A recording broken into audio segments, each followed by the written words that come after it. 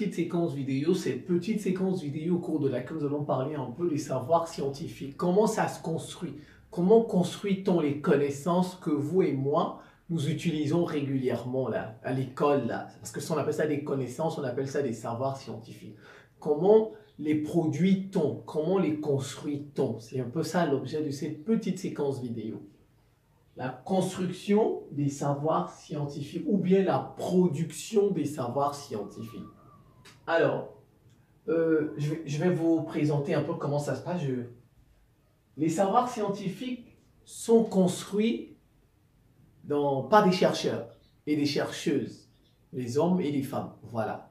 Les savoirs scientifiques sont construits par des chercheurs et des chercheuses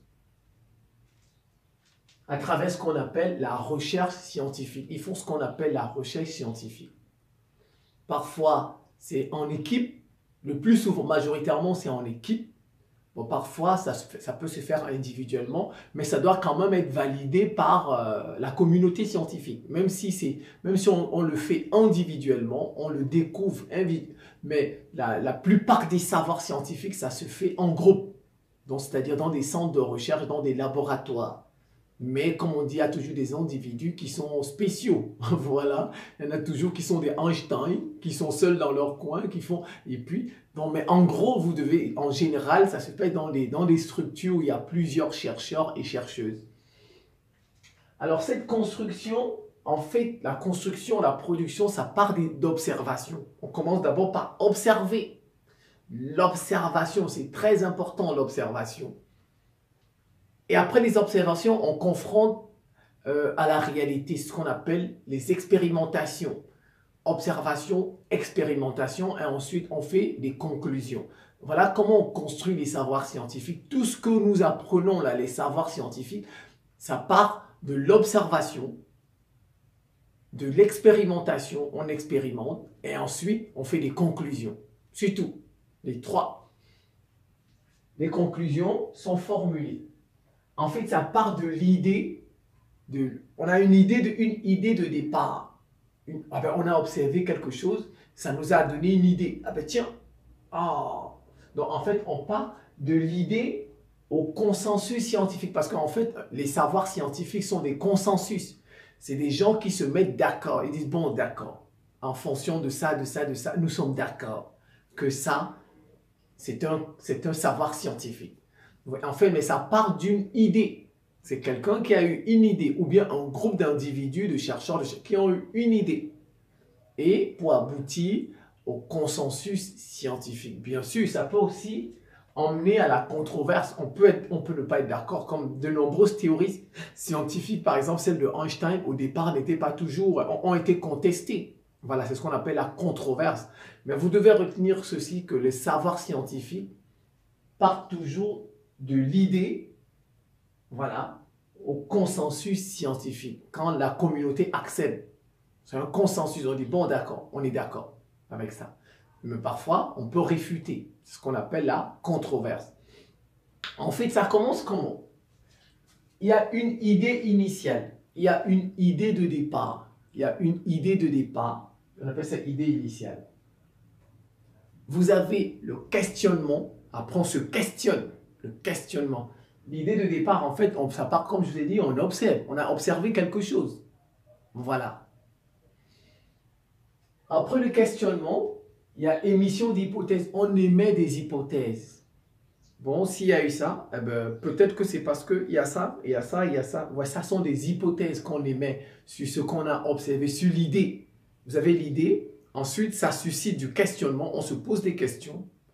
Et maintenant, on va émettre des hypothèses pour essayer de résoudre l'idée, pour essayer d'apporter une réponse à ce qu'on a observé. C'est ça, l'émission d'hypothèses. Sans ça, les hypothèses. Les hypothèses, c'est la réponse qu'on apporte à l'idée initiale.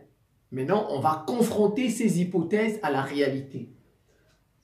On va tester des hypothèses par des protocoles expérimentaux. Dans les hypothèses, on va les confronter maintenant à la réalité. On va faire ce qu'on appelle on va faire des expérimentations. Après les expérimentations, on va obtenir des résultats. Quand on fait une expérience ou une expérimentation, il y a des résultats. Voilà. Et puis, on va analyser les résultats. On analyse les résultats. Alors, ces résultats, peut-être ils vont valider les hypothèses. Voilà ce que je dis. Validation des hypothèses. Bon, si les résultats ne valident pas l'hypothèse, il y a rejet. Voilà, il y a rejet des hypothèses de départ. Bon, ça, on n'aboutira pas. Ça va donner ce qu'on appelle une controverse. Voilà, il n'y aura pas de savoir scientifique. Donc ici, c'est validation des hypothèses. Si, après analyse des résultats, ça marche, c'est bon, c'est OK. Validation des hypothèses, on les valide. Maintenant, on va discuter les hypothèses qui ont été validées. On va les discuter, voir s'il n'y avait pas autre hypothèse. Voilà, est-ce qu'on ne peut pas ajouter, est-ce qu'on ne peut pas enlever une hypothèse? Voilà, c'est ce qu'on appelle la discussion des hypothèses qui ont été validées. Et puis, maintenant, on va publier dans un article, dans un journal, dans une revue. C'est ce qu'on appelle des articles. On va écrire un article là-dessus.